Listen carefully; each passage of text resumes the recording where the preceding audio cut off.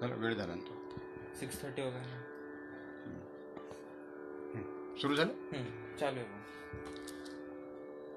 सर्वाभूती मैत्री जळावी, दया क्षमा शांती करुणा असावी. नसावा द्वेष वैरभाव कुणासी, नसू दे लोभ आसक्ती कशाची. जळोती वासना या मनाची, असावी कामना मंगलाची. झिजावे शरीर क्रांतीसाठी, सत्यशोधक गुरु असो मज पाठी. स्वतंत्र समता बंधुत्व मूल्य असू दे हे सर्वश्रेष्ठ. तयाने होईल सुखी मानव, सत्ताना होईल भ्रष्ट. असू दे हे सूत्र माझ्या मुखी, सर्व लोक सदा राहोत सुखी. सर्व लोक सदा राहोत सुखी. भले हो सर्वांचे सर्वांचे कल्याण हो. भले हो माझेही भले हो, तुमचेही कल्याण हो. भले हो मित्रांचे कल्याण हो, शत्रूंचे कल्याण हो. भले हो सर्वांचे सर्वांचे कल्याण हो. भले हो भले हो सर्वांचे सर्वांचे कल्याण हो. भले हो. पंढरीनाथ महाराज की जय. तथागत भगवान बुद्ध की जय. संत तुकाराम महाराज की जय. संत कबीर महाराज की जय. महात्मा ज्योतिबा फुले की जय. कर्मयोगी गाडगे महाराज की जय. बाबासाहेब आंबेडकर की जय. राष्ट्र संत तुकडोजी महाराज की जय. सब संतन की जय. वारीच्या या वर्षी आषाढी पौर्णिमेला जाणारी वारी जगभरात आलेल्या कोरोनाच्या संकटामुळं आपल्या माऊलींना त्या वारीमध्ये सहभागी होण्यासाठी अडचण निर्माण झाली. समाजाच्या कल्याणासाठी आणि देशाच्या सुरक्षेसाठी नियम पाळणं आपल्याला गरजेचंच आहे. आणि त्या दृष्टीनं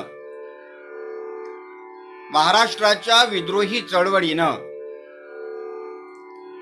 एक वारकऱ्यांच्या प्रबोधनासाठी ही प्रवचन मालिका, कीर्तन मालिका, व्याख्यान मालिका ऑनलाईन फेसबुक वरती सुरू केली.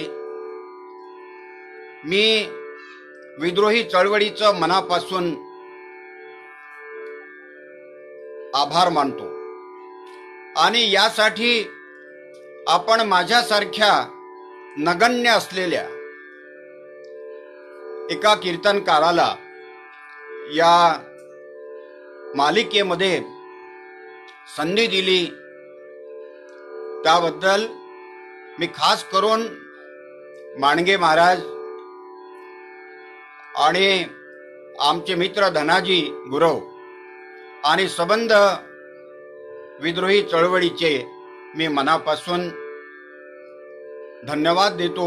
मनापासून आभार मानतो, मला ही सेवा करण्याची आपण संधी दिली. माय बापो, संत तुकाराम महाराज यांना आपण जगद्गुरु म्हणतो आणि संत तुकाराम महाराजांच्या वचनांना आमचे भाविक वेदांचाही दर्जा देतात आणि त्यांचा एक एक शब्द हे जगाच्या कल्याणाचा हा शब्द आहे. आणि म्हणून या सेवेसाठी मी त्यांचा एक खूप सुंदर असा अभंग निरूपणासाठी घेतलेला आहे. ती सेवा आपल्या चरणावरती समर्पित करतो. आपण विद्वज्जन मायबाप होऊन ती गोड करावी अशी विनंती करतो. सद्गुरु वाचोनी सापडे ना सोय, सद्गुरु वाचोनी सापडे ना सोय, धरावे ते पाय आधी त्याचे, सद्गुरु वाचोनी सापडे ना सोय, सद्गुरु वाचोनी सापडे ना सोय.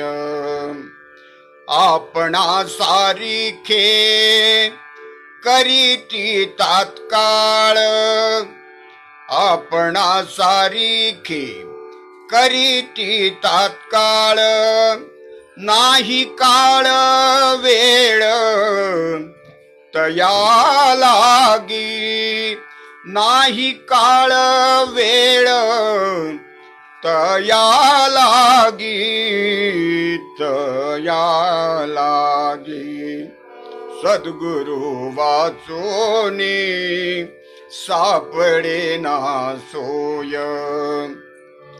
लोह परिसाची न साहे उपमा, लोह परिसाची न साहे उपमा, सद्गुरु महिमा अगाधची, सद्गुरु महिमा अगाधची, अगाधची, सद्गुरु वाचोनी सापडे ना सोय, सद्गुरु वाचोनी सापडे ना सोय. तुका म्हणे कैसे आंधळे हे जन, तुका म्हणे कैसे आंधळे हे जन, गेले विसरून खऱ्या देवा, गेले विसरून खऱ्या देवा, सद्गुरु वाचोनी सापडे ना सोय, सद्गुरु वाचोनी सापडे ना सोय. पंढरीनाथ महाराज की जय, तथागत भगवान बुद्ध की जय, संत तुकाराम महाराज की जय. सद्गुरु वाचोनी सापडे ना सोय, धरावे ते पाय आधी त्याचे, आपणा सारिखे करीती तात्काळ, नाही काळ वेळ तया लागी, लोह परिसाची न साहे उपमा, सद्गुरु महिमा अगाधची. तुका म्हणे कैसे आंधळे हे जन, गेले विसरूनी खऱ्या देवा, भले हो सर्वांचे सर्वांचे कल्याण हो भले हो माझेही भले हो तुमचेही कल्याण हो भले हो सर्व प्राणी सुखी हो सर्वांचे कल्याण हो सर्वांचे भय नष्ट हो सर्वांचे कल्याण हो भले हो सर्वांचे सर्वांचे कल्याण हो भले हो सर्वांचे सर्वांचे कल्याण हो भले हो संत तुकाराम महाराज की जय। माय बापू हो, आपण आईच्या पोटातून शिकून आलेले नसतो। अख्ख जग हे सुरुवातीला जे ओरिजिनल असतं ते कच्च असतं आणि नंतर त्यावरती प्रक्रिया केल्या जातात आणि कच्च्या मालाला पक्क केल्या जातं। आपल्या व्यवहारातल्या गोष्टी बघू। एखाद्या मुलाला विचारलं, बाबा तू आज काय जेवलास, तर त्यानं असं म्हटलं का मी आज गहू जेवलो।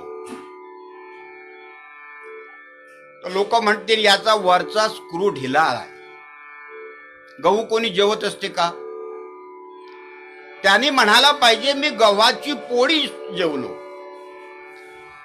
पण गव्हाची पोळी ही गव्हाचं पक्क रूप झालं आणि पोळीचं गहू हे कच्च रूप झालं। एखाद्यानं म्हटलं की मी वांगे खाल्ले, त्यानं वांग्याची भाजी म्हटलं असतं तर जमलं असतं, पण तो म्हणतो वांगे खाल्ले। वांग्याची भाजी वांग्याचं हे पक्क रूप आहे आणि वांग्याच्या भाजीचं वांगे हे कच्च रूप आहे। माणसाचंही तसंच आहे। विकारग्रस्त माणसं हे संत महात्म्यांचं कच्च रूप आहे आणि संत महात्मे बुद्ध बोधिसत्व हे विकारग्रस्त माणसाचं पक्क रूप आहे। मग हे कच्च रूप आणि पक्क रूप याच्या मधलं अंतर जर पाहिलं तर कच्च्याचं पक्क कसं होते, तर कुठल्याच गोष्टी ह्या आपोआप घडत नसतात, त्याच्यावरती प्रक्रिया करावी लागते आणि प्रक्रिया जोपर्यंत होत नाही तोपर्यंत कच्च्याचं पक्क रूप हे होत नाही। माणसाच्या बद्दल विचार केला, माणसाचं कच्च रूप पक्क करणं म्हणजे बुद्ध करणं, माणसाचं कच्च रूप पक्क करणं म्हणजे तुकोबा करणं, माणसाचं कच्च रूप पक्क करणं म्हणजे ज्ञानोबा करणं, नामदेव महाराज करणं। मग हे कच्च रूप पक्क कसं झालं, ते आपोआप झालं का, तर त्याच्या पाठीमाग कोणती कारणं होती? तर आपल्याला व्यवहारात असं दिसेल, आई माझा गुरु आहे कल्पतरू सुखाचा सागरू आई माझी, प्रीतीचे माहेर मांगल्याचे सार अमृताची धार आई माझी। आई हा आपला पहिला गुरु आहे। तिला जेवढं समजलं तेवढं ती आपल्या बाळाला शिकवते, त्याला चालणं शिकवते, त्याला बोलणं शिकवते, त्याला डोळे धुणं शिकवते, त्याला दात घासणं शिकवते। ही आई तिला जेवढं शिकवता आलं तेवढं तिनं शिकवलं आणि मग तिच्या मर्यादा जेव्हा संपतात तेव्हा त्याचा दुसरा गुरु शाळेतला शिक्षक असतो. तो पहिल्या वर्गात पाठवला, 10व्या वर्गात गेला, BA ला गेला, MA ला गेला, PhD झाला. हे विद्यापीठातले हे त्याचे शिक्षक, हे त्याचे दुसरे गुरु. तर हे जे तुम्हाला मला शिकवतात, जगाला शिकवतात, हे प्रपंचाच्या संबंधात शिकवतात. MA झाला, MSc झाला, PhD झाला, म्हणजे त्याला जे अपेक्षित सुख आहे तेच अपेक्षित सुख त्याला मिळालं असं नाही.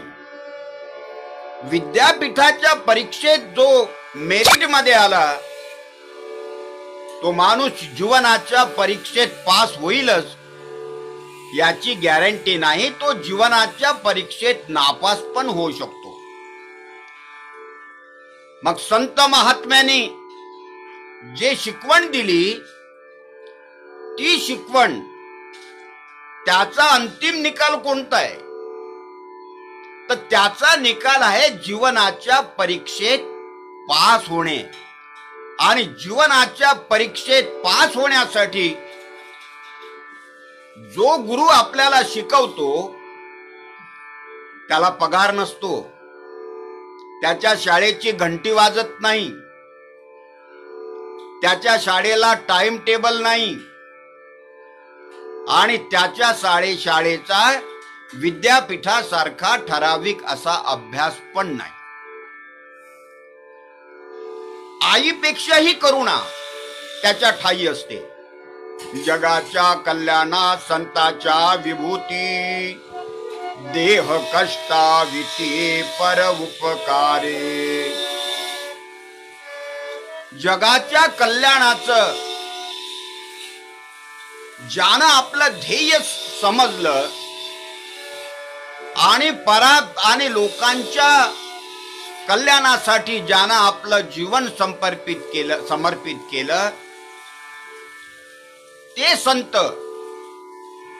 संत आपले गुरु नसतात तर त्याला सद्गुरु म्हणतात.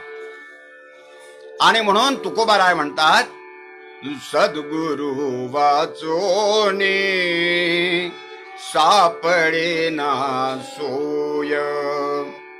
सद्गुरु वाचोने सापडे ना सोय. धरावे ते पाय आधी त्याचे.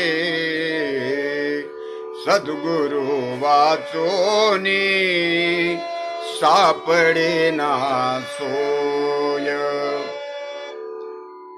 जर तुम्हाला जीवनात तरुण जायचं असेल, क्षणोक्षणी हाची करावा विचार. तरावया पार भव सिंधू. हा भवसागर जर पार करायचा असेल तर आई आणि शाळेतला मास्तर हा याच्यासाठी कामी येत नाही. तुम्हाला नोकरीवर तो लावू शकतो, तुमची बिल्डिंग तो बनवून देऊ शकतो, तो तुमचं लग्न करून देऊ शकतो, तो तुमचा संसार थाटू शकतो, पण तो तुम्हाला हा भवसागर तरुण जाण्यासाठी त्याच्याजवळ ती विद्या नाही. मग सद्गुरु कोणाला म्हणतात? आता गुरु तर खूप आहे. राष्ट्रसंत तुकडोजी महाराज असे म्हणतात, लाखों गुरु है जगत में पर ये कभी नहीं काम का. सब स्वार्थ के आसरे डंका बजाते नाम का. विश्वास का गुरु एक हो बाकी न कुछ ख्याल दे. ऐसे गुरु पर जान दे जो खास की पहचान दे. खास की पहचान म्हणजे सत्याची ओळख. भवसागर तरुण जाण्याचा मार्ग. असा गुरु अशी शिकवण देणारा गुरु, असा सद्गुरु तुम्हाला लाभणं नितांत गरजेचं आहे. बघा, आता आपली अवस्था थोडी वेगळी आहे. आपण अडाणी लोक आहोत, भाविक लोक आहोत, आणि भाबडेपणामुळं भगवा वस्त्र घातलेला माणूस भेटला, झाला आपला गुरु. जटा वाढवलेला माणूस दिसला, झाला आपला गुरु. त्याला आपण आपलं सर्वस्व अर्पण करतो. मग त्याच्यातून आसाराम सारखे हे बदफैली गुरु आपल्या घरात येतात. रामपाल सारखे बदफैली गुरु आपल्या घरात येतात. हे नावं सांगण्याची गरज नाही, असे अनेक गुरु आपल्याला तुम्हाला माहिती आहे. मग याच्या जाळ्यात समाज का अटकला, याने आपलं शोषण का केलं, तर त्यानं त्याचा जो वेश त्याने धारण केला तो फसवा होता. आपल्याला भ्रमात टाकण्याकरिता त्यानं हे सोंगढोंग केलेलं आहे. तुकोबाराय म्हणतात, कुत्र्याचा रंग भगवा आहे, भगवे तरी श्वान. कुत्र्याचा रंग भगवा आहे म्हणून सगळेच कुत्रे आपले गुरु होऊ शकत नाही. एखाद्यानं जमीन कोरून आपल्याला स्वतःला त्याच्यामध्ये रोवून घेतलं भूमीमध्ये. तुकोबा म्हणतात, उंदीर तर सगळे जमिनीतच राहतात, म्हणून सारे उंदीर आपले गुरु होत नाही. ऐसे कैसे झाले भोंदू, कर्म करुनी म्हणती साधू. लावी वैराग्याचा टिळा, भोगी विषयाचा सोहळा. तुका म्हणे ऐसे संत, जिते गाळावे मातीत. अशा भोंदू संतांच्या पासून समाजाने सावध राहिलं पाहिजे. महाराज तुकोबा माऊली आपल्याला ओळख करून देताना मोठा अंतःकरण पिळवटून सांगतात. काळ पडला साधू झाला, कपडे रंगा याशी गेला. कपडे सोडून केली झोळी, भिक्षा वाडा माय बाई. भिक्षा खाऊन लठ्ठ झाला, ताटी उघडा याशी गेला. तुका म्हणे ऐसे संत, तुका म्हणे सांगू किती. तुका म्हणे ऐसे संत, जिते गाळावे मातीत. अशा संतांना जिवंत गाळलं पाहिजे, एवढा सावधगिरीचा इशारा महाराजांनी दिला. मग खरा संत कोणता, खरा साधू कोणता, खरा सद्गुरू कोणता, हे आपल्याला समजलं पाहिजे. भगवान गौतम बुद्ध, ज्याला सारं जग जगद्गुरु म्हणतात, अर्ध्यापेक्षा जास्त जगावरती त्याच्या विचाराचं साम्राज्य आहे. ज्ञान प्राप्ती झाली, निर्वाण प्राप्त झालं, आणि आपल्या जे पहिले त्यांना शिष्य मिळाले पंचवर्गीय भिक्षू, त्याने बुद्धाने काय प्राप्त केलं हे त्यांना सांगितलं, हे त्यांना शिकवलं. आणि त्यांना सांगितलं का गडे हो, मी सांगितलं म्हणून तुम्ही सत्य मानू नका, तो माझा अनुभव झाला, तुमचा अनुभव पहिल्यांदा तुम्ही घेतला पाहिजे. स्वाखातो भगवता धम्मो, संदिठ्ठिको अकालिको. येहि पश्चिको ओपनायिको, पच्यतं वेदितव्यो विण्णुहीति. धम्मं याव जीवित पर्यंतं शरणं गच्छामि. या आणि परीक्षा करा, पटलं तर स्वीकारा, नाही पटलं तर स्वीकार सोडून द्या. तुम्ही पहिल्यांदा परीक्षा करा, आपला स्वतःचा अनुभव घ्या. आणि त्या पंचवर्गीय भिक्षूंनी अनुभव घेतला. त्यांनाही निर्वाण प्राप्त झालं.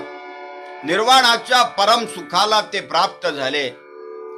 आणि बुद्ध त्या पाचांना सांगतात, गडे हो, हे जर आता तुमच्या कल्याणाचं, जगाच्या कल्याणाचं तुम्हाला वाटत असेल तर तुम्ही साऱ्या दिशेनं जा आणि हा मार्ग लोकांना सांगून त्यांना देखील दुःखातून मुक्त करण्याचा तुम्ही मार्ग दाखवा. चरथ भिक्कवे चारिकं बहुजन हिताय बहुजन सुखाय लोकानुकंपाय अत्ताय हिताय. लोकांच्या कल्याणासाठी हा बहुजनांच्या सुखाचा मार्ग, जो आदि कल्याणाचा आहे, मध्य कल्याणाचा आहे आणि अंतिम कल्याणाचा, शेवटपर्यंत कल्याणाचाच तो मार्ग आहे, तो तुम्ही जाऊन लोकांना सांगा. हे पंचवर्गीय भिक्षू 5 दिशेनं गेले आणि बुद्धाने ठरवलं की निरंजना नदीच्या काठावरती, अचिरवती नदीच्या काठावरती एक ब्राह्मणांचा मोठा नेता, ब्राह्मणांचा तपस्वी, ज्याचे अनुयायी हे 1000 संन्यासी होते आणि राजा बिंबिसार देखील त्याचा अनुयायी होता, ज्याला राजाश्रय प्राप्त झाला होता. मोठा भाऊ नदी कश्यप, त्याचे 5 संन्यासी शिष्य त्याच्या सोबत राहत. नदीच्या काठा, नदीच्या पुढच्या तीरावरती, प्रवाहाच्या वरती काही अंतरानं त्याचा लहान भाऊ, तो तिथे 500 शिष्यासह राहायचा. आणि त्याच्या पुढच्या प्रवाहाच्या दिशेनं त्याच्यापेक्षा लहान तिसरा भाऊ हा 200 शिष्य घेऊन तो पण राहायचा. आणि याचं वय होतं, नदी कश्यपाचं वय होतं 125 वर्षाचं. जटाधारी होता, नख काळत नव्हता आणि जे अग्नी प्रज्वलित केला तो विझू देत नव्हता. त्याला अग्निपूजक, अग्निहोत्री म्हणूया आपण. तर जटाधारी हा अग्निहोत्री आणि याचे हे 1000 शिष्य. त्याचा त्या प्रदेशामध्ये मोठा बोलबाला होता. बुद्ध आपल्या पंचवर्गीय भिक्षूंना म्हणतात, हे भिक्षूंनो, तुम्ही 5 वेगळ्या दिशेनं जा, मी मात्र कश्यपाकडे जातो. हा कश्यप मुनी विद्वान आहे आणि याच्याविषयी माझ्या मनात करुणा पण आहे. कश्यपाला जर हा मार्ग समजला तर जगाचं कल्याण होईल, म्हणून मी त्यांच्याकडे जातो. जेवढा माणूस विद्वान तेवढा त्याचा गर्व जास्त, अहंकार जास्त. जेवढा धनवान तेवढा अहंकार. अहंकार माणसाला हा अज्ञानात डुबवून ठेवतो. तुकोबा म्हणतात, ज्याचा अहंकार गेला तुका म्हणे देव झाला. अहंकार इतका मोठा वाईट भाग आहे आणि तो जर निघून गेला तर हा माणसाला देवत्व प्राप्त होतं, असं तुकोबाराय म्हणतात. बुद्धाला माहित होतं का हा गेल्याबरोबर एकदम काही ऐकणार नाही. संत महात्मे, बोधिसत्व, बुद्ध हे आई सारखं लेकरांना शिकवत असतात. शिक्षकासारखं विद्यार्थ्यांना, शिक्षक जसा विद्यार्थ्यांना शिकवतो तसं शिकवतात. तुकोबारायाचा अभंग आहे, अर्भकाचे साठी पंते हाती धरिली पाटी. अर्भकाचे साठी पंते हाती धरिली पाटी. तैसे संत जगी क्रिया करोनी दाविती अंती दाविती अंती. अर्भकाचे साठी पंते हाती धरिली पाटी. लहान मुलाला शिकवण्याकरता पंतोजी आपल्या हातात पाटी घ्यायचा आणि हातात हात त्याच्या लेखणी त्याच्या बोटात धरून त्याला शिकवायचा. गोल चेंडू उभा दांडू एक, अर्धा चेंडू खालून दांडू दोन. या पद्धतीनं तो मुलाला शिकवायचा. तेव्हा मुलं शिकायची. संत तसे शिकवतात, बुद्ध तसे शिकवतात. आई जशी लेकरांना चालणं शिकवते, बालकाचे चाली माता जाणोनी.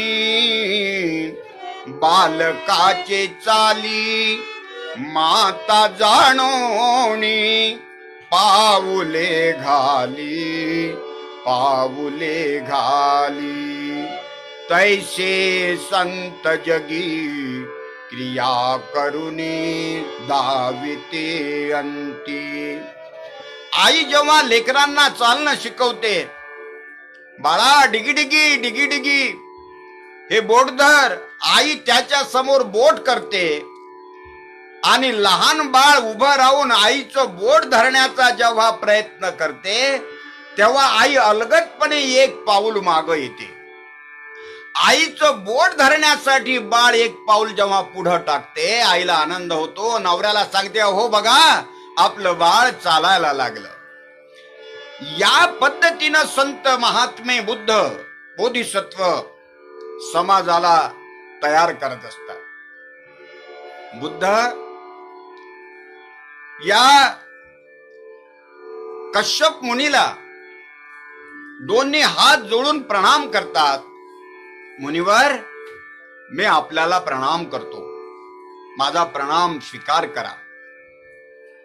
आणि एका बाजूला जाऊन बसले बुद्ध. कश्यप विचारतात, भो गौतमा, भो म्हणजे अरे. हा शब्द आदरवाचक नाहीये. एखादा मोठा माणूस लहान माणसाला जसा शब्द उच्चारतो तसा. हो गौतमा, कसं काय आलास? भगवंत म्हणतात, मुनिवर, मला आपल्या अग्निशाळेमध्ये एक रात्रभर राहू द्या, ही विनंती करण्यासाठी मी आलो. कश्यप म्हणतो, अरे बाबा, हा नागराजा येतो, रात्रीचा आम्हाला त्रास देतो. अनेक संन्यासांना त्याने मारून टाकलं आणि तू परवानगी मागून राहिला एक दिवस राहण्याची, तुला मारून टाकलं तर हे पाप माझ्यावर लागणार नाही का? तुला काही परमिशन वगैरे नाही, तू निघून जा. मुनिवर, एकाच तर रात्रीची गोष्ट आहे आणि मला माझ्या रिस्कवर सोडून द्या. जे काही व्हायचं असेल त्याचा जोर तुमच्यावर काही नाही, त्याचा दोष माझ्यावर. विनवण्या केल्या आणि विनवण्या करत करत एका क्षणाला कश्यप परवानगी देऊन टाकतो. बुद्ध कश्यपाच्या अग्निशाळेत जातात. त्याचे सारे 500 संन्यासी आणि कश्यप विचार करतो का ही याची अंतिम रात्र आहे, आता हा काही वाचत नाही. सारे संन्यासी आपापल्या पर्णकुटीमध्ये आश्रमामध्ये आराम करायसाठी गेले. बुद्ध अग्निशाळेत जातात आणि सकाळी 3:30 वाजता संन्यासी उठले. डोक्यात एकच विचार, हा जिवंत आहे की मेलेला आहे. आणि सगळेजण जाऊन पाहतात, एकेकाने पाहतात तर काय, नागराजा बुद्धाच्या समोर हात जोडून पंचांग प्रणाम करीत आहे आणि बुद्ध त्याला आशीर्वाद देत आहे. नागराजा यांच्यावर हमला यासाठी करायचा की तो नागवंशीय राजा, तो निसर्ग पूजक होता. तो वृक्ष तोडण्याच्या विरोधात होता, तो झाडं जाळण्याच्या विरोधात होता. आणि हे अग्नी पेटवण्यासाठी यांना वृक्ष तोडणं गरजेचं होतं आणि झाडं जाळणं गरजेचं होतं. म्हणून ते द्वंद्व. आणि तो बुद्धाला ओळखत होता, त्याच्यामुळं तो बुद्धाच्या समोर नतमस्तक झाला. आणि हे चित्र जेव्हा संन्याशांनी पाहिलं, ते कश्यपाकडे गेले आणि कश्यपांना सांगितलं, मुनिवर आश्चर्य झालं, चला तुम्ही.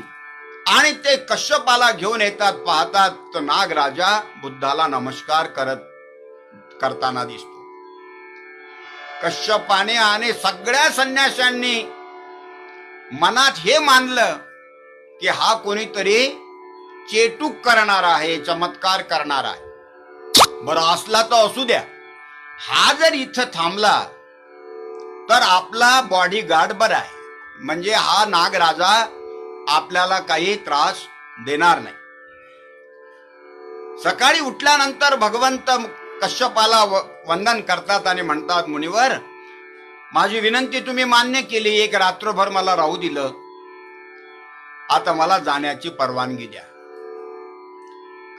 कश्यप मुनी म्हणतात, आता भो गौतम म्हणत नाही, आता म्हणतो, गौतमा तुला जर राहायचं असेल तर तू तुझी पर्णकुटी उभार आणि इथं तू खुशाल आमच्या सोबत राहू शकतोस. आणि भगवंताला तेच पाहिजे होतं. भगवान बुद्ध थांबलेत आणि 2 दिवसांनी कश्यपाच्या जवळ जाऊन बसलेत आणि बुद्ध कश्यपाला प्रश्न विचारतात, मुनिवर तुम्ही ही जी हा जो अग्नी पेटवत ठेवला, याच्यामुळे तुमच्या वासना नष्ट झाल्या का हो? झाल्या असतील. तो म्हणे नाही.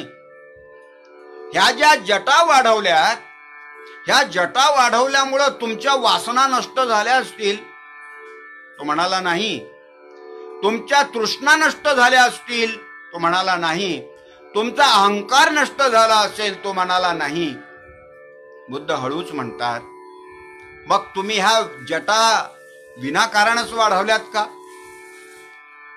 तुम्ही हे अंगाला लावलेली राख विनाकारणच आहे का? हे एवढे वाढवलेले नख हे विनाकारणच केलेले आहे का? हे धुनी पेटवून ठेवली, जाळ पेटवून ठेवला, मग याचा काय उपयोग? का कशाला करता हे? आता कश्यप विचारतो, सांगतो, गौतमा हे आमच्या गुरुनं केलं म्हणून आम्ही करतो. मग तुमच्या गुरूंच्या आसक्ती नष्ट झाली असेल, वासना नष्ट, जे प्रश्न कश्यपाला विचारले तीच गोष्ट बुद्ध विचारतात. हे तुमच्या गुरुचं नष्ट झालं असेल. म्हणे नाही, त्याच्याही गुरुचं नाही, त्याच्याही गुरुचं नाही. मग हे तुम्ही करता कशासाठी? आता कश्यप थबकतो, धीर गंभीर होतो आणि हळूच प्रश्न विचारतो, गौतमा तुझ्या वासना नष्ट झाल्या का रे? होय मुनिवर. तुझा अहंकार नष्ट झाला का रे? होय मुनिवर. तुझा क्रोध नष्ट झाला का रे? तुझ्या ईर्ष्या, तुझा द्वेष नष्ट झाला का रे? होय मुनिवर. आता तो परत विचार करायला लागतो की मी 125 वर्षाचा असताना हे सगळं झालं नाही आणि हा 35-36 वर्षाच्या या तरुणाला झालं, कसं शक्य झालं? गौतमा हे तुला कसं शक्य झालं रे बाबा? बुद्ध म्हणतात, मुनिवर तुम्हाला हे ऐकायचं आहे का? होय गौतमा, सांग. आणि भगवान बुद्ध मग त्यांना 4 आर्य सत्य सांगतात आणि आर्य अष्टांगिक मार्ग सांगतात. मुनिवर, जगामध्ये दुःख आहे, पहिलं सत्य. दुःखाची कारण आहेत, दुसरं सत्य. हे कारण नष्ट होऊ शकतात, हे तिसरं सत्य. आणि हे कारण नष्ट होण्याचा उपाय आहे, मार्ग आहे, हे चौथं सत्य. आणि तो उपाय सांगितला त्याने आर्य अष्टांगिक मार्गाचा. हे आर्य अष्टांगिक मार्ग त्यानं ऐकले आणि तो अधीर झाला आणि गौतमाला म्हणतो, भगवंताला म्हणतो, भगवान तथागता, तुमची महिमा अगाध आहे. आता मला तुम्ही तुमचा शिष्य म्हणून स्वीकार करा. सद्गुरु वाचोनी सापडे ना सोय. सद्गुरु वाचोनी सापडे ना सोय. धरावे ते पाय आधी त्याचे. सद्गुरु वाचोनी सापडे ना सोय. कश्यप लीन झाला. धरावे ते पाय आधी त्याचे. पाय धरावे म्हणजे नम्र होणे, अहंकार त्यागणे. मी 125 वर्षाचा असताना मी गौतमाला आपला गुरु कसा मानू? माझे 1000 शिष्य असताना मी या गौतमाला आपला गुरु कसा मानू? ही गोष्ट, मी एवढी तपश्चर्या केली असताना आणि तपश्चर्याची माझी एवढी मोठी परंपरा असताना मी ह्या गौतमाला माझा गुरु कसा मानू? ही अडचण कश्यपानं ठेवली नाही. आणि तेच तुकोबा म्हणतात, धरावे ते पाय आधी त्याचे. पाय धरावे म्हणजे काय? लीन व्हावे. आणि जेव्हा आपण लीन होतो, तुकोबाराय म्हणतात, आपणा सारिखे करीती तात्काळ. आपणा सारिखे करीती तात्काळ. नाही काळ वेळ तया लागी. नाही काळ वेळ तया लागी. सद्गुरु वाचोनी सापडे ना सोय. सद्गुरु वाचोनी सापडे ना सोय. महाराज विश्वास दाखवतात, सांगतात समाजाला, तुम्ही जर सद्गुरूच्या समोर नम्रपणे प्रामाणिकपणे जर लीन झाले तर ते तुम्हाला त्याच्यासारखं बनवतात. त्याला जे सुख प्राप्त झालं ते सुख तुम्हाला देखील प्राप्त होऊ शकते, असा विश्वास भगवंत तुकोबा समाजाला सांगतात. याचंही एक उदाहरण तुम्हाला सांगितलं तर तुमच्या लक्षात येईल. अंगुलीमाल नावाचा डाकू, एकेकाळी तो हुशार विद्यार्थी, पण दुर्जन गुरुच्या दुर्बुद्धीमुळं तो डाकू झाला. त्याने त्याला काय गुरुदक्षिणा मागावी? तू मला 1000 लोकांच्या मुंडक्या आणून दे गुरुदक्षिणे. म्हणजे 1000 लोकांची कत्तल करायच्यासाठी त्यानं गुरुदक्षिणा मागितली. आता तो नम्र होता. तो 1000 लोकांची कत्तल करायला निघाला आणि या आता मोजेल कसा? तर एकाची कत्तल करायची आणि त्याची करंगाडी कापायची आणि आपल्या गळ्यात जी माळ आहे त्या माळेमध्ये तो गुंफून टाकायचा. म्हणून त्याचं नाव पडलं अंगुलीमाल. सारे लोक त्रस्त झाले. तो कुठली चोरी करत नव्हता, कुठल्या स्त्रीची विटंबना करत नव्हता, कोणाला धाक दाखवत नव्हता. फक्त त्याला मारायचा, त्याचं मुंडकं घ्यायचा आणि त्याची करंगाळी आपल्या माळेत पोवायचं. त्यानं आपली आई पण सोडली नाही. एवढं क्रौर्य त्याच्यामध्ये आलं होतं. लोक राजाच्या कडे जातात, राजन आम्हाला या संकटातून वाचवा. राजा प्रसन्नजितानं सैन्य पाठवलं, पण सैन्याला देखील त्यानं मारून टाकलं. आणि शेवटी राजा प्रसेनजीत स्वतः सैन्य घेऊन त्या एका डाकूला अंगुलीमालाला मारण्यासाठी निघतोय. आणि दरम्यान बुद्ध येतात. बुद्ध आले हे समजलं. राजा प्रसेनजीत बुद्धाचा उपासक होता. बुद्धाच्या दर्शनाला जातो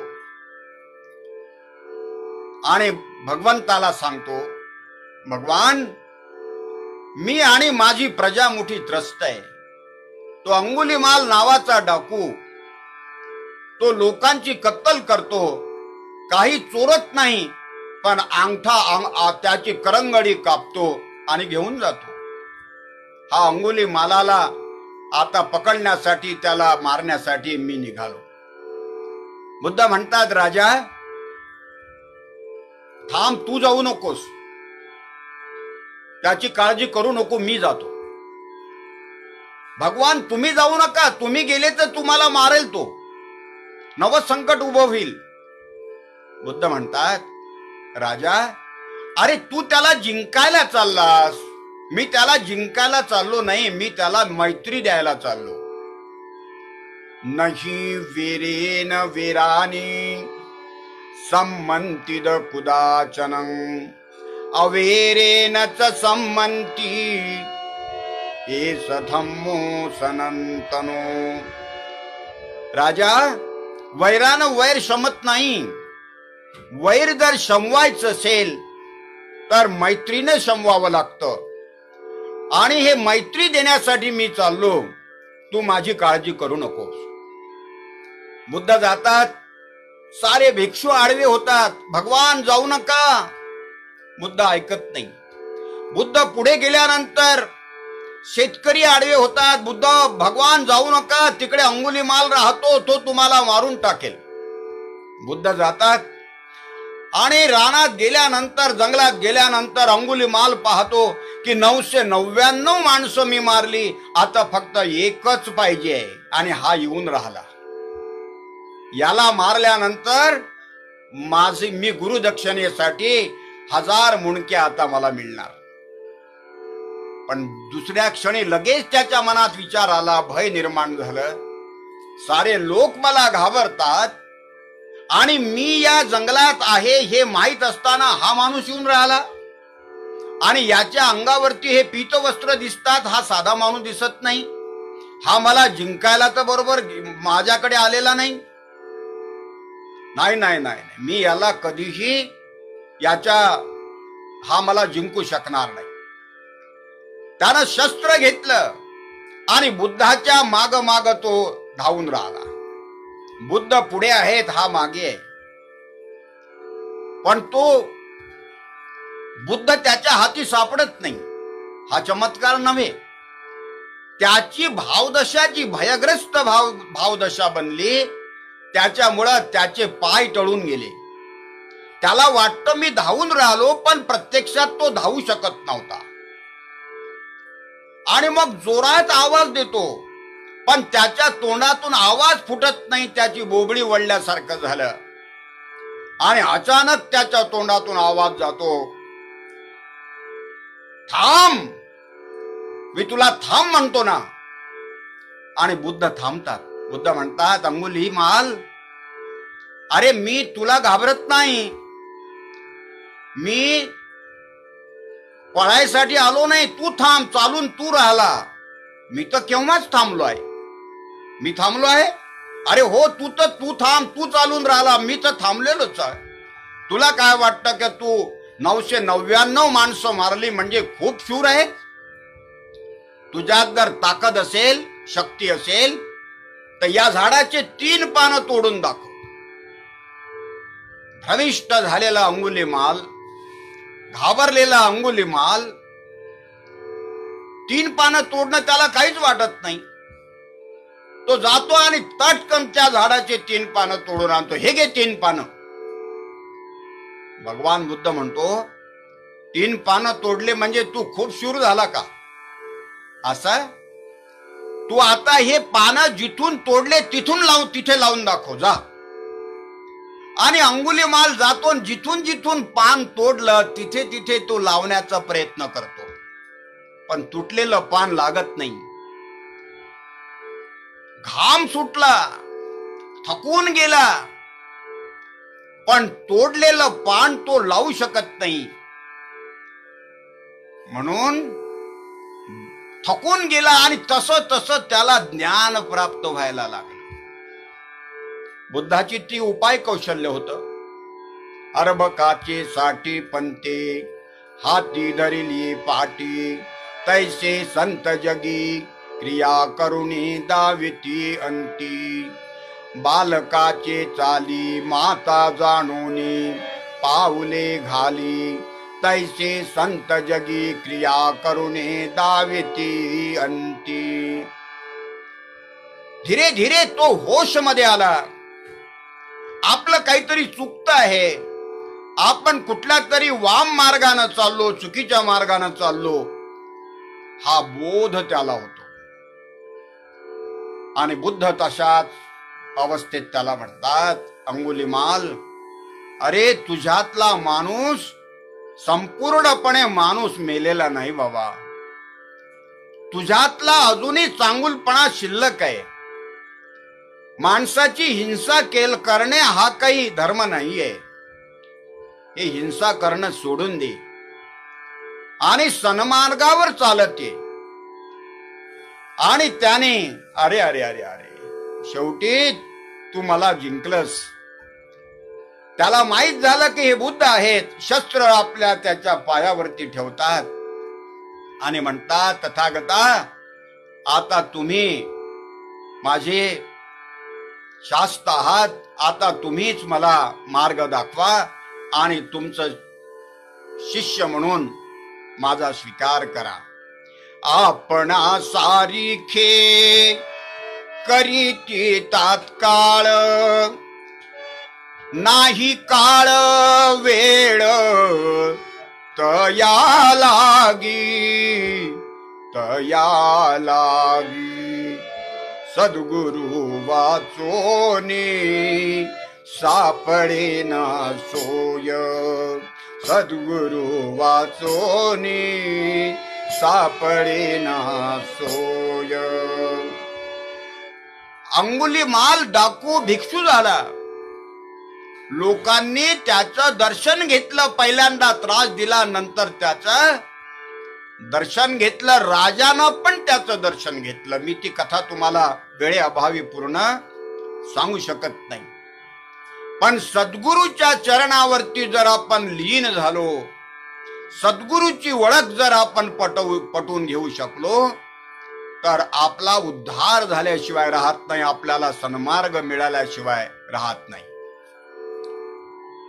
सद्गुरु तुकोबा म्हणतात, लोह परीसाची न साहे उपमा, लोह परीसाची न साहे उपमा, लोह परीसाची न साहे उपमा.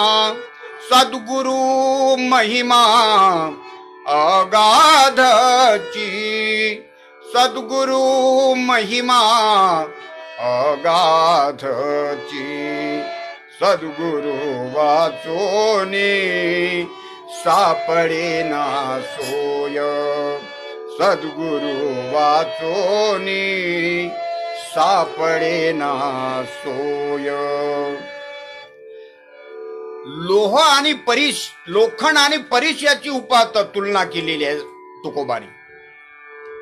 ते म्हणतात की याच्याही पेक्षा सद्गुरूची महिमा मोठी आहे. लोखंडाला परिसाचा स्पर्श झाला की लोखंडाचं सोनं होतं, पण परिसाच्या जवळ लोखंडाला जावं लागेल ना. परिस लोखंडाच्या जवळ येणार नाही. सद्गुरु हा समाजाच्या जवळ जातो, तुमच्या जवळ सद्गुरु येतो. परिस लोखंडाच्या जवळ जात नाही, पण सद्गुरूच्या मनात तुमच्या विषयीची करुणा असते, म्हणून सद्गुरु तुमच्या जवळ येतात. आणि सद्गुरु जवळ आल्यानंतरही आपण एवढे मुर्दाळ की आपल्याला ते समजत नाही, आपल्याला ती ओळख नसते. आणि याचं वर्णन, याच्यामुळं काय प्रताप, काय प्रमाद होतो, काय नुकसान होते, याचं वर्णन कबीर महाराज करतात एका भजनामध्ये. त्याचे म्हणतात, नदिया नाव में डूब जाय रे, अरे बाप नदिया नाव में डूब जाय रे, अरे बाप रे बाप. नद्या नावे डुबल्या, धावा, अरे मोठं संकट आलं बघा, नद्या नावेत डुबल्या. आता याचा अर्थ काय आहे? नद्या नावेत नाही डुबत, नाव हे नदीत चालते. पण कबीर महाराज म्हणतात आता ह्या नद्याच नावेत डुबल्या. याचा भावार्थ काय आहे? याचा भावार्थ आहे नदीनं आपला गुणधर्म सोडला, गुरुनी आपला गुणधर्म सोडला,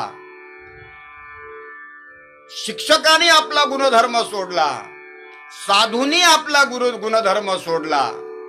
फार सुंदर अभंग भजन लिहितात.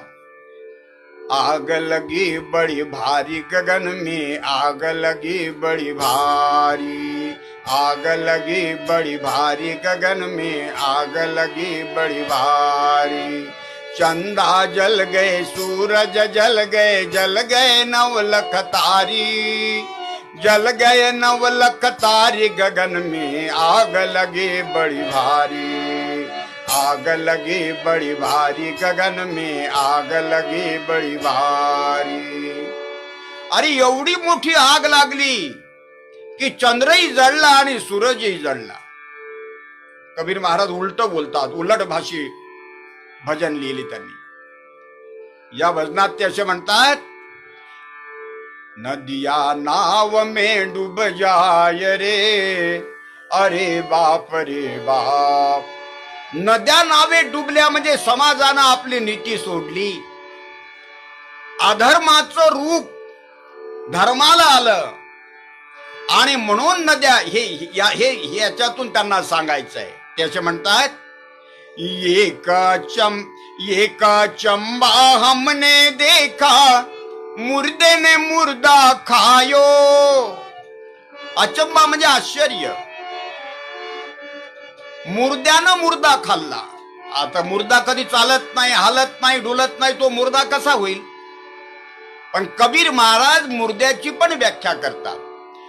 एक चंबा हमने देखा, मुर्दे ने मुर्दा खायो.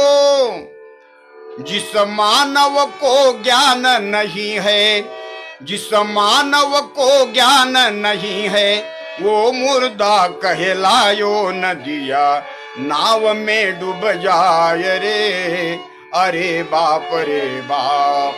कोणतं ज्ञान? विकारातून मुक्त होण्याचं ज्ञान. कोणतं ज्ञान? हा भवसागर तरुण जाण्याचं ज्ञान. हे जर होत नसेल, हे ज्याला ज्ञान नाही तो मुर्दाच आहे.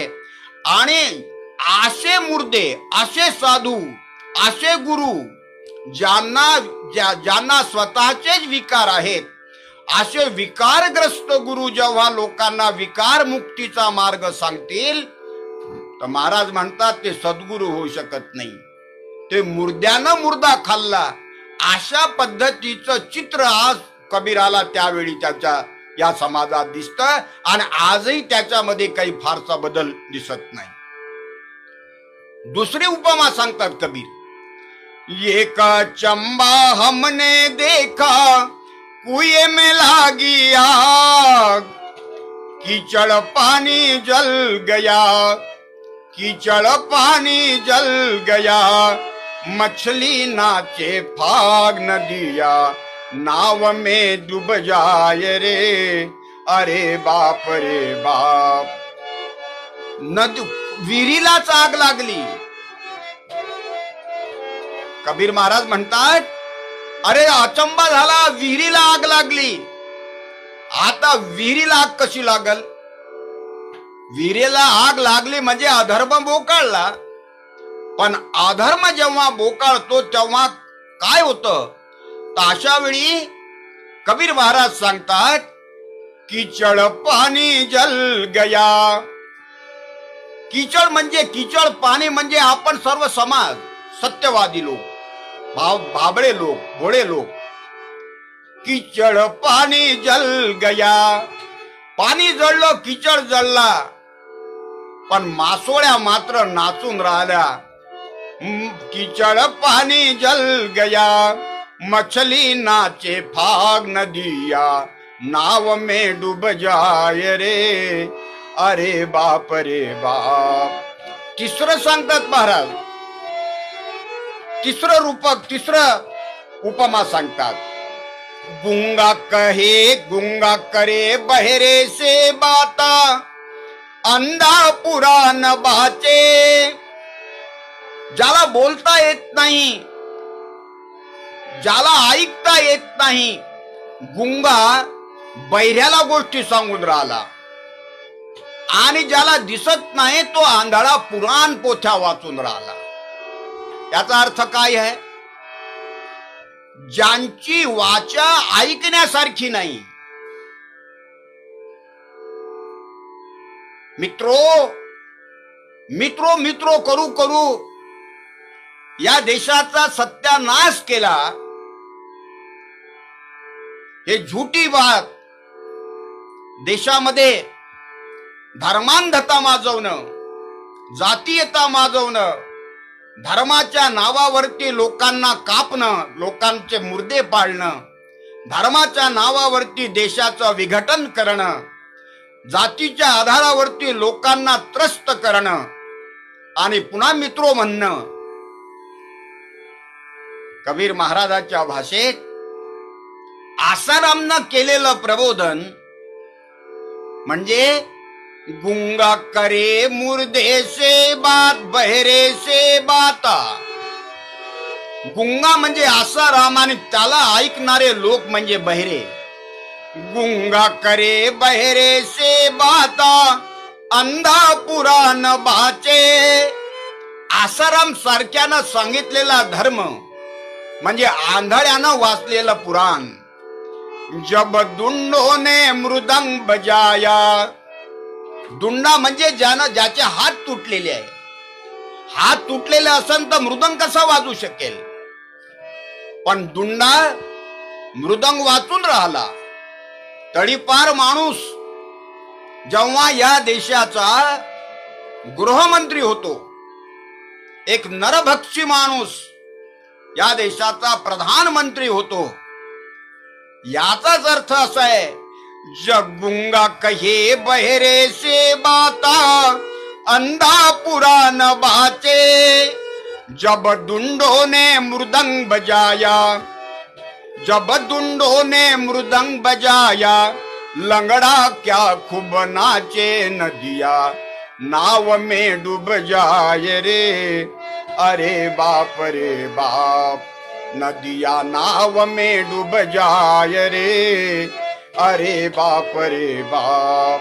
आणि शेवटच्या ह्याच्यात ते असे म्हणतात, कहत कबीरा सुन भई साधु ये पद है निर्धार, दुनिया है मतलब की लोभी, कैसे हो व्यवहार, नदिया नाव में डूब जाय रे, अरे बाप रे बाप.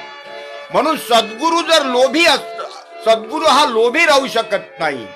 जो लोभी गुरु असतो समजून जायचं की तो सद्गुरु नसतो. आणि म्हणून तुकाराम महाराज म्हणतात, सद्गुरु वाचोनी सापडे ना सोय, तुका म्हणे कैसे आंधळे हे जन, तुका म्हणे कैसे आंधळे हे जन, गेले विसरून खऱ्या देवा, गेले विसरून खऱ्या देवा, खऱ्या देवा. सद्गुरु वाचोनी सापडे ना सोय, सद्गुरु वाचोनी सापडे ना सोय.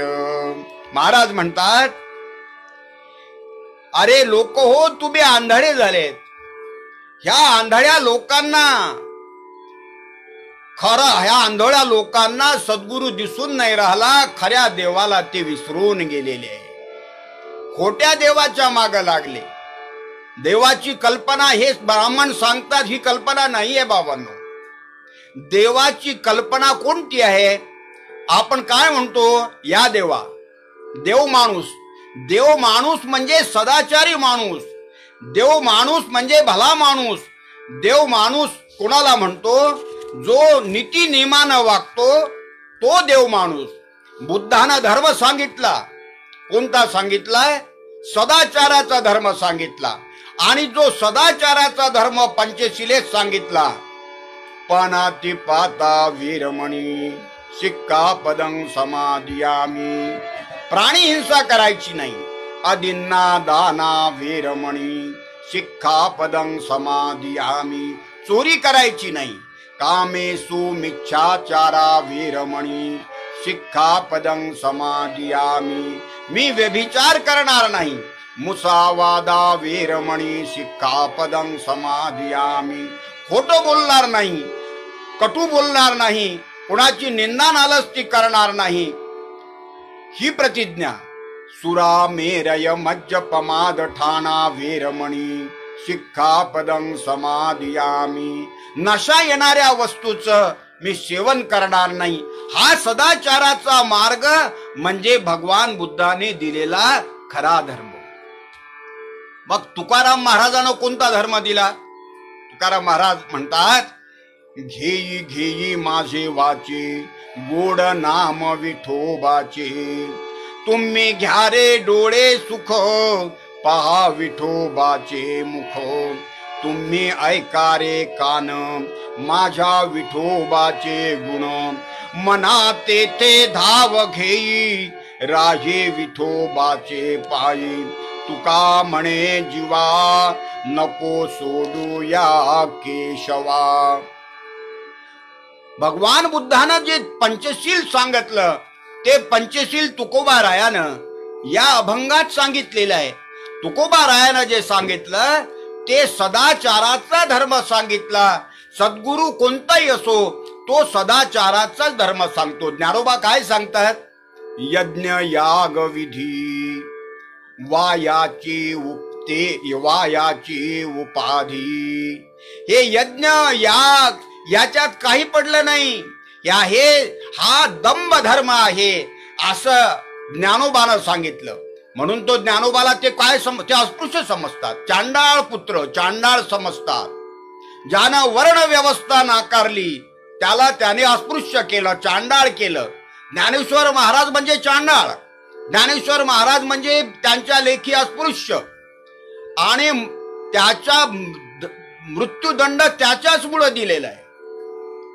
याच्याशिवाय त्याला दुसरं असं कारण नव्हतं. आणि म्हणून त्यांनी सांगितलं की हा दंभ धर्म आहे, याच्या नादात लागल्यानं तुमचं काहीही भलं होणार नाही. मग भलं कशानं होईल? तर सद्गुरु बुद्ध सांगतात, सब पाप सकरणं कुशलस्य उपसंपदा सचित्त परियोदपनं येतं बुद्धान शासनं. मन कोणत्याही प्रकारचं पाप करू नकोस. मग पाप केव्हा करणार नाही?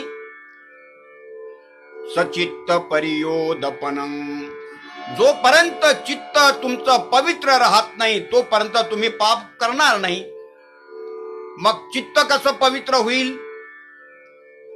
सचित्त परियोदपनं सब पापस्य करणं कुशलस्य उपसंपदा. कुशल कर्म कराल तर पाप होणार नाही आणि चित्त पवित्र ठेवाल, शुद्ध ठेवाल तर तुमच्या हातून कुशल कर्म घडतील. हाच माझा धर्म आहे, एवढं सोपं बुद्ध धर्म सांगतात.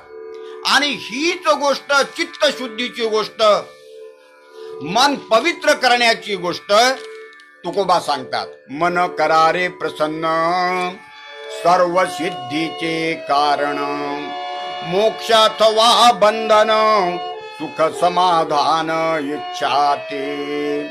अरे तुम्ही मन प्रसन्न जर कराल तर साऱ्या सिद्ध्या तुमच्या पायावरती लोळण घालतील. मने प्रतिमा स्थापिली मने मना पूजा केली मने इच्छा पुरविली मन माऊली सकळांची. सारं बाबा मनोमय आहे. मन गुरु आणि शिष्य करी आपुलेची दाश प्रसन्न आप आपणास गती अथवा अधोगती. तुमच्याच जवळ सगळं आहे. तुमचं मनच गुरु आहे आणि तुमचं मनच तुमचा शिष्य आहे. तुकोबा म्हणतात, साधक वाचक पंडित श्रोते वक्ते ऐका मात नाही नाही आन दैवत तुका म्हणे दुसरी. खूप सुंदर पद्धतीनं मनावरती तुकोबाराय सांगतात. जे बुद्धानं सांगितलं ते वेगळ्या भाषेत तुकाराम महाराज सांगतात. नाही निर्मळ मन काय करील साबन तैशी चित्त शुद्धी नाही तेथे बोध करील काही. निर्मळ मन केल्याशिवाय कितीही तुम्ही साबणानं अंग धुतलं तर काही होणे नाही. आणि तसंच तुमचं चित्त जर शुद्ध नसन तर बोध कितीही कोणी करा त्याचा काहीही लाभ होत नाही. वृक्षन धरी पुष्प कळ काय करील वसंत काळ. ज्या झाडाला पुष्प फळ फुलाची कळच येत नाही, फुलं येत नाही, कळ्या येत नाही, फळ येत नाही, वसंत काळ किती आला तरी त्याला काहीही उपयोग होत नाही. तुकोबा म्हणतात, वांजे न होती लेकुरे काय किजे त्या भ्रतारे. वांजबाई असेल आणि कितीही नवरे केले तर तिला लेकुरं कसे होतील? त्या नवऱ्यानं काय करावं? त्याचा काही उपयोग होत नाही. तुकोबा दुसरा प्रमाण सांगतात, नपुसका पुरुषाशी काय करील बाईल त्याशी. पुरुष जर नपुसक असेल आणि बाई कितीही लेकुरवाडी होण्यासाठी तिचं चित्त असेल किंवा तिचं शरीर असेल तर नपुसक माणसापासून तिला लेकरू कधीच होऊ शकत नाही. तिसरं सांगतात तुकोबा, प्राण गेली या शरीर काय करील व्यवहार. ज्या शरीरातून चेतना निघून गेली ते शरीर कुठलाही व्यवहार करणार नाही.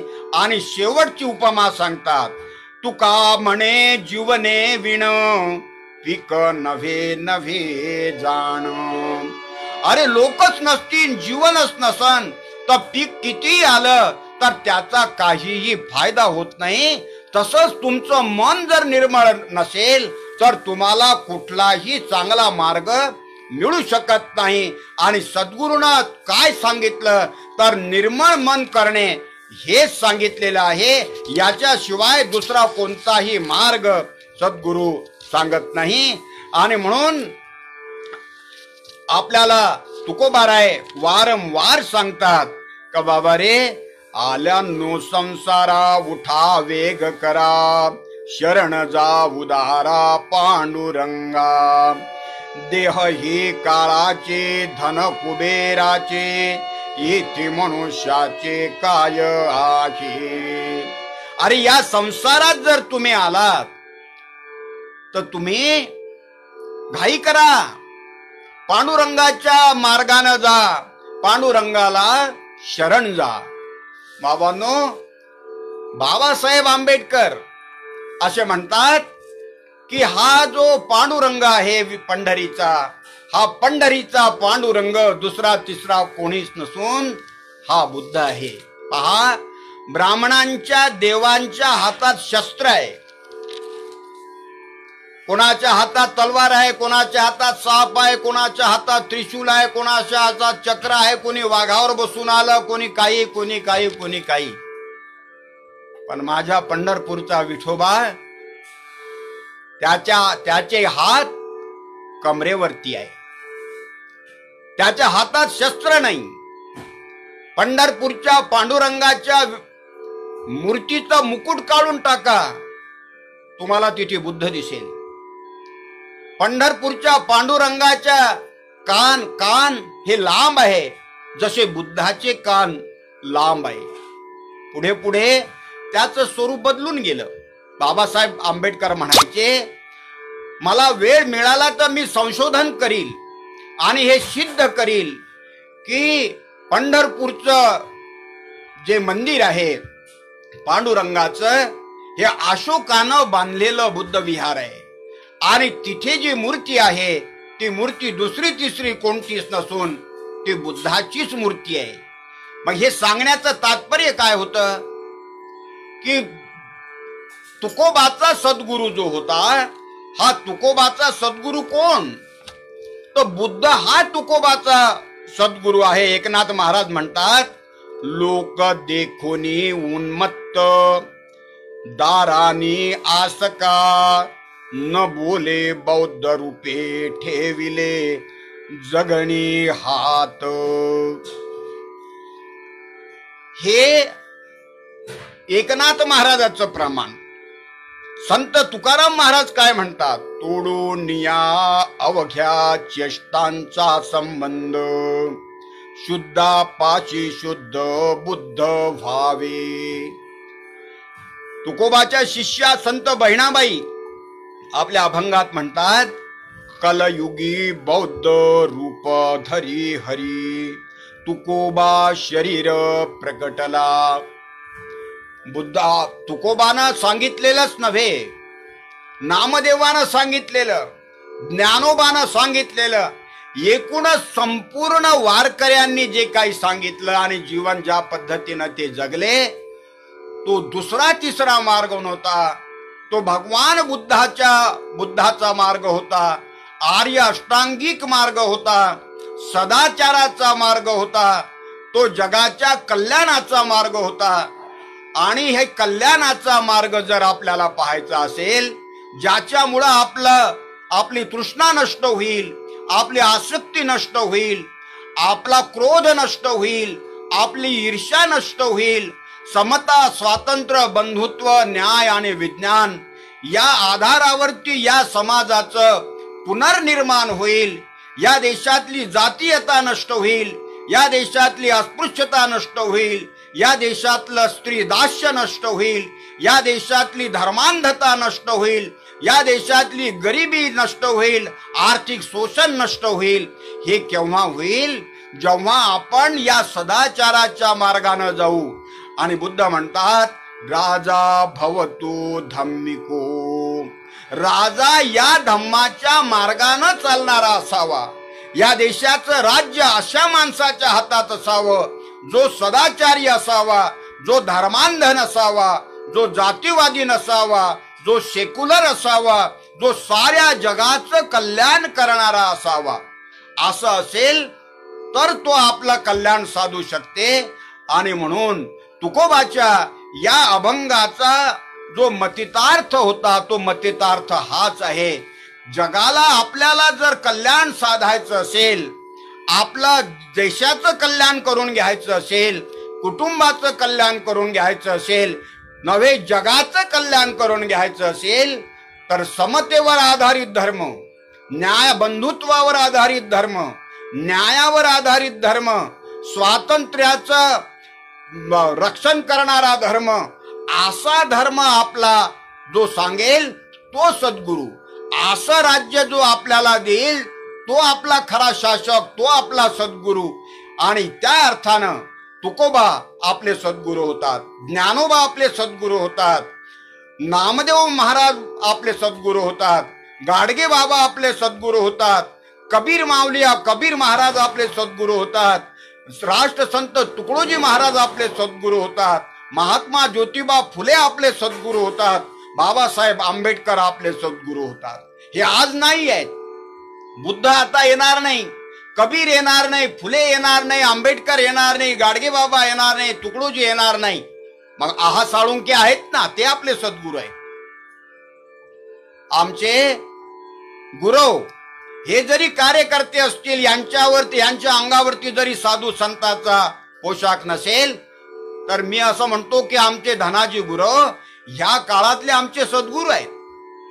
ज्या ज्या लोकांनी जगाच्या कल्याणाचा विचार केला, मग त्याच्या अंगावर भगवे कपडे नसले तरी चालेल, तो आपला सद्गुरू. बाबासाहेब आंबेडकरांच्या अंगावर कुठं भगवे कपडे होते? कोट पॅन्ट टाय हॅट घालून चालणारा माणूस, लोकशाहीचं संविधान दिलं आणि रक्ताचा एक न थेंब न सांडवता देखील बहुजन समाजाला, दुबळ्या लोकांना त्याने हक्क निर्माण केले, हक्क दिले. त्याच्या अंगावर, ज्योतिबाच्या अंगावरती भगवे कपडे नव्हते, पण शिक्षण दिलं. विद्ये विना मती गेली, मती विना नीती गेली, नीती विना गती गेली, गती विना वित्त गेले, वित्ता विना शूद्र खचले, इतके अनर्थ एका अविद्येने केले. तो ज्योतिबा आपला महात्मा झाला, तो ज्योतिबा आपला सद्गुरू झाला.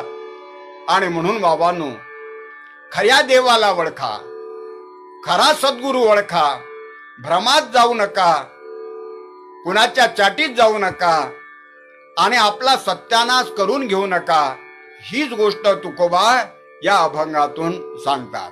भले हो सर्वांचे, सर्वांचे कल्याण हो, भले हो माझेही भले हो, तुमचेही कल्याण हो, भले हो सर्व प्राणी सुखी हो, सर्वांचे कल्याण हो, सर्वांचे भय नष्ट हो, सर्वांचे कल्याण हो, रोग नष्ट हो सर्वांचे, सर्वांचे कल्याण हो, मित्रांचे कल्याण हो, शत्रूंचे कल्याण हो, भले हो सर्वांचे, सर्वांचे कल्याण हो, भले हो, भले हो सर्वांचे, सर्वांचे कल्याण हो, भले हो. पंढरीनाथ महाराज की जय, तथागत भगवान बुद्ध की जय, संत तुकाराम महाराज की जय, संत कबीर महाराज की जय, महात्मा फुले की जय, कर्मयोगी गाडगे महाराज की जय, बाबासाहेब आंबेडकर की जय, राष्ट्र संत तुकडोजी महाराज की जय, सतधर्म की जय, सब संतन की जय. बापू हो, मी जे काही आपल्याला सांगितलं ते आपल्याला बरं वाटलं असेल, चांगलं वाटलं असेल तर संत महात्म्यांचं म्हणून आपण स्वीकार करा. आणि जर आपलं वाटलं नसेल, बरं वाटलं नसेल तर माझं मला परत करा. तुम्ही ऐकून घेतलं त्याबद्दल तुम्हा सगळ्यांचे मनापासून आभार मानतो. आणि ही कीर्तनाची सेवा याच ठिकाणी मी रजा घेतो. धन्यवाद.